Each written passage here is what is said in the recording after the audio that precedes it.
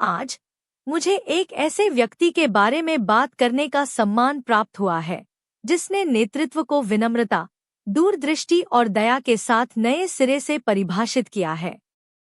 एक ऐसे व्यक्ति के बारे में जिसने न केवल अपने व्यावसायिक सफलता के माध्यम से बल्कि समाज को बेहतर बनाने के अपने अडिग संकल्प के माध्यम से भी लाखों लोगों को प्रेरित किया है।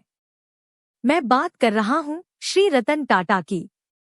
28 दिसंबर 1937 को मुंबई में जन्मे रतन टाटा का संबंध प्रसिद्ध टाटा परिवार से है, जिसकी स्थापना जमशेदजी टाटा ने की थी, जो भारतीय उद्योग के अग्रदूत माने जाते हैं। लेकिन अपने विशेषाधिकार प्राप्त पृष्ठभूमि के बावजूद रतन टाटा ने कठिन परिश्रम, दृढ़ता और विनम्रता के साथ अपनी खुद की राह बनाई।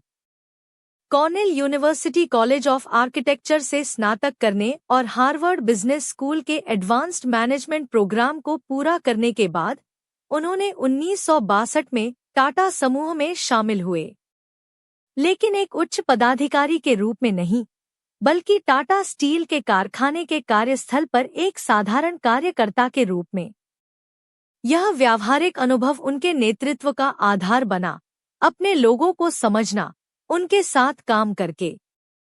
जब 1991 में रतन टाटा ने टाटा सन्स के चेयरमैन का पद संभाला, तब दुनिया बदल रही थी और भारत भी।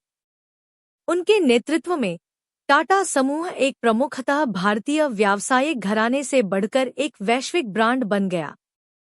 टेटली टी, कोरस स्टील और जैगुआर लैंड रोवर जैसी साहसी अधिग्रहणों के साथ उन्होंने दुनिया को दिखा दिया कि भारतीय कंपनियां बड़े सपने देख सकती हैं और उससे भी बड़े परिणाम प्राप्त कर सकती हैं। लेकिन जो चीज वास्तव में रतन टाटा को अलग बनाती है, वह केवल उनका व्यावसायिक कौशल नहीं है, बल्कि उनकी दया और संवेदनशील नेतृत्व है। उन्होंने आम लोगों के लिए कार को सुलभ बनाने का सपना देखा, और वह सपना टाटा नैनो के रूप में साकार हुआ, जो उस समय की दुनिया की सबसे सस्ती कार थी। महत्वपूर्ण उपलब्धियां। रतन टाटा ने अपने नेतृत्व में टाटा समूह को वैश्विक स्तर पर मान्यता दिलाई, जहां उन्होंने टेटली टी, कोरस स्टील और जैगुआर लैंड रोवर जैसी प्रतिष्ठित कंपनियों का अधिग्रहण कर यह साबित किया कि भारतीय कंपनियां भी बड़े सपने देख सकती हैं और उन्हें पूरा कर सकती हैं। उनका एक और महान लक्ष्य था आम आदमी के लिए सस्ती कार उपलब्ध कराना। इसी सपने को साकार करते हुए उन्होंने 2008 में टाटा नैनो को लॉन्च किया, जो उस समय की दुनिया की सबसे सस्ती कार थी। लेकिन उनकी सबसे बड़ी उपलब्धि उनका परोपकारी दृष्टिकोण है। टाटा ट्रस्ट्स के माध्यम से उन्होंने शिक्षा, स्वास्थ्य, ग्रामीण विकास और सामाजिक कल्याण के क्षेत्रों में अनगिनत पहल की हैं, जो आज भी लाखों लोगों के जीवन को बेहतर बना रही हैं। उनकी ये उपलब्धियां दिखाती हैं कि सच्चा नेतृत्व केवल व्यापार में नहीं, बल्कि दूसरों के जीवन को बेहतर बनाने में निहित है। उनके अद्भुत योगदानों के लिए उन्हें 2000 में पद्म भूषण और 2008 में पद्म विभूषण से सम्मानित किया गया। लेकिन उनके लिए असली सफलता हमेशा दूसरों के लिए बेहतर भविष्य बनाने में रही है।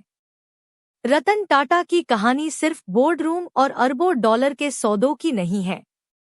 यह साहस, ईमानदारी और दया की कहानी है। यह एक ऐसे नेता की कहानी है जो मानते हैं कि ऊपर उठते हुए दूसरों को भी ऊपर उठाना चाहिए। यह उस व्यक्ति की कहानी है जिसने सपनों को साकार किया और फिर उन सपनों को पूरी दुनिया के साथ बांटा। आइए हम भविष्य के नेता के रूप में उनसे यह सीखें कि सिर्फ सफलता का पीछा न करें, बल्कि उसे दया और ईमानदारी के साथ प्राप्त करें। क्योंकि जैसा कि श्री टाटा ने खुद कहा है, मैं सही निर्णय लेने में विश्वास नहीं करता। मैं निर्णय लेता हूं और फिर उन्हें सही बनाता हूं। धन्यवाद।